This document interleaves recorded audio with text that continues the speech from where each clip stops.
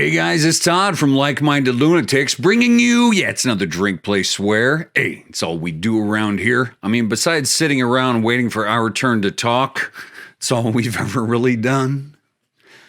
Around here, welcome back to the channel, welcome back to Drink, Play, Swear, and welcome back to Like Minded Lunatics. You know that Like Minded Lunatics is not just me here at Drink, Play, Swear. No, it's not. It's also my buddy, writing partner, co-founder of LML, Mark Gifford. Bang, the Friday night videos are the best stuff on the channel. The best stuff on YouTube as far as I'm concerned, so please check that out. And while I fumble over my words, bang, please hit that subscribe button so we can see how big this family of like-minded weirdos, degenerates, runaways, and ne'er-do-wells is getting. It gets bigger every day, and we are excited about that. Welcome to the channel.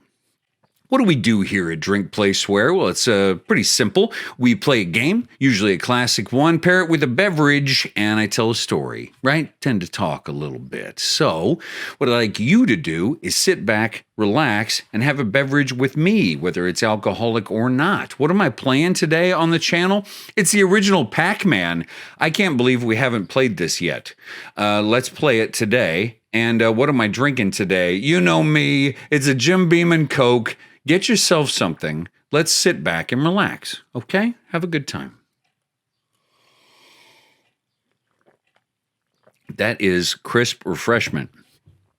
We did play Miss Pac-Man before, and we played Pac-Man 99, but we have not played the original Pac-Man. This is an arcade port, and I'm excited to kick back to just the glorious sound. Just listen to Pac-Man for a minute. If it doesn't take you back to childhood and a happy place, then I don't think I know you.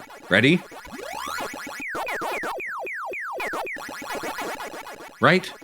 So, what do we want to talk about in terms of the story today? I want to talk about storytelling a little more. I know I talk about it a lot, but it's one of my favorite things to discuss. You know, one thing I haven't talked about a lot on the channel is that a number of years ago, I worked for a live storytelling series in San Antonio through Texas Public Radio. And it was called Worth Repeating, okay? And in that storytelling series, I was a story coach, and I would help people get ready for the stage. So my role was to meet people who had a story to tell, whether they were writers or professional speakers or not. They had a story to tell. We were getting them ready for the stage. 7-minute stories was the format. And for a particular evening, one night a month, we would do 7 storytellers. So it was like sevens was the thing, right? And so what you're trying to do is you're trying to help somebody get the best version of their story, and you're trying to help them get to the format, fit the format. What's interesting is that some of these stories were highly labored over, meaning the storyteller needed a lot of assistance, and you would talk with them 3 or 4 times over the course of a month. You would look over several drafts, and you would listen to them in rehearsal, talk about their story, and try to help them sort of change it, hoping for a great result. And often they were. But other times, you would have someone who didn't really need assistance or want assistance, and they'd get up there and they'd kill it all by themselves. In fact, sometimes we would have people drop out of the show. Watch out, Todd. Here we go. We would have people drop out of the show, and we'd go into the evening with only 6 acts ready to roll. Oh, wait. Let me be quiet and listen to this for a minute.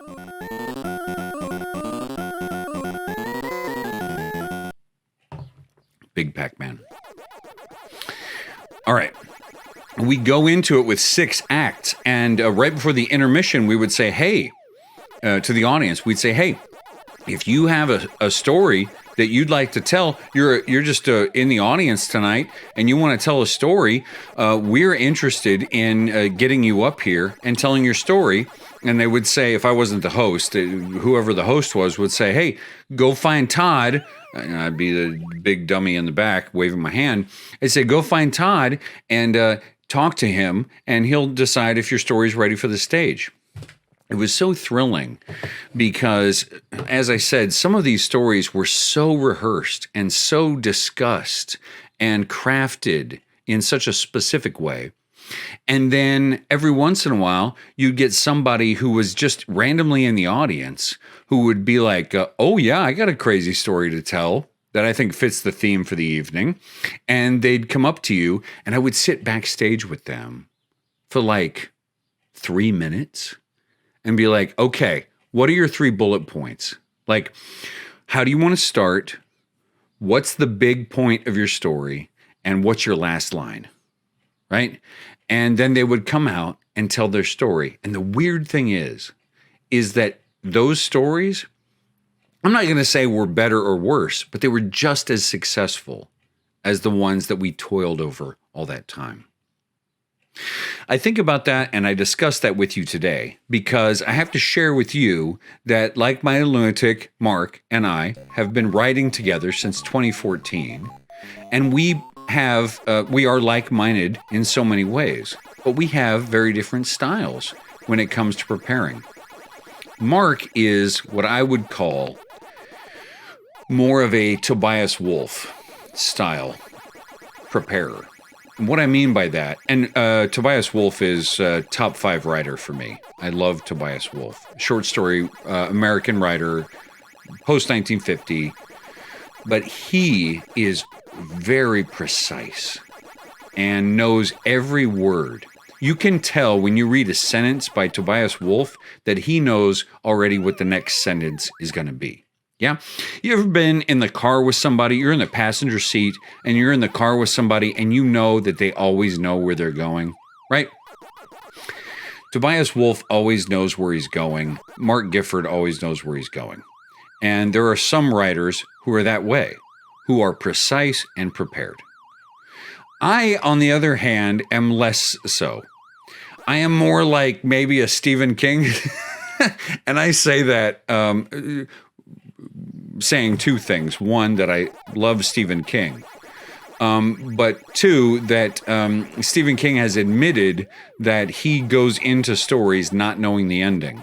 And that he lets the characters drive it. And he lets it get a little crazy. Get a little nutty and see what happens. He doesn't always know the ending when he starts. And when I reflect on storytelling in these ways, as a reader of fiction, and as someone who has helped people get prepared to tell nonfiction stories on stage, it's curious to me because I find that perhaps there is no better way. But there are very different ways. And maybe we all just have to find our own way, right? As I smoke that level. That we all have our own ways. And that, some of us are Tobias Wolff / Mark Gifford. Some of us are Stephen King / Todd Wright. Yes, I'm Stephen King. That's where I'm putting myself in the elevation.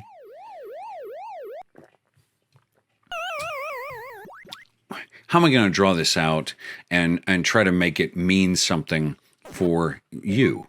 Well, I don't know, but I do try to do that sometimes. I guess I'll say there's not one way about anything. Whether you are a live performer or a writer or creative in any way, I will say that I think this idea is applicable to almost any professional and creative pursuit. And that is that there's not just one way. I was teaching class yesterday. I teach at the University of Texas at San Antonio. I was teaching class, and I had this lesson plan all figured out. And I taught class at 8:30 in the morning, and it went exactly as I had planned it to go. And then after class, I had a student crying. Okay. Very emotional because his semester is going poorly and he was stressed. And the due date I mentioned, right, kind of triggered him. And it made me realize that my students were going through a hard thing, that they're in a hard time of the semester. And so I tailored the rest of my classes yesterday to be a little more sympathetic, okay, to stress. Right? So it was like an easier day. We just had sort of calm conversation, and it was nice. But my mantra that I was trying to tell them that day was this. I said, guys, listen, I want you to know that I want to be nurturing to you. Okay. And I want to be, like a positive part of your life. But I also have like a really aggressive relationship with the world, right? And so I'm going to combine those ideas for you and say, here's my mantra for you this week.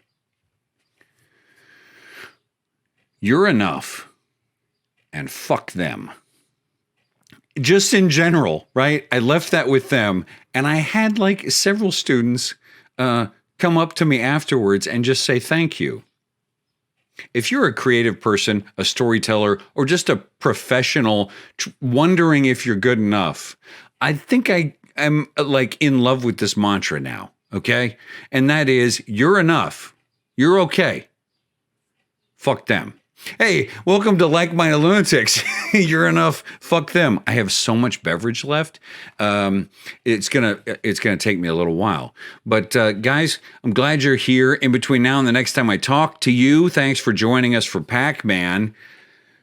Okay.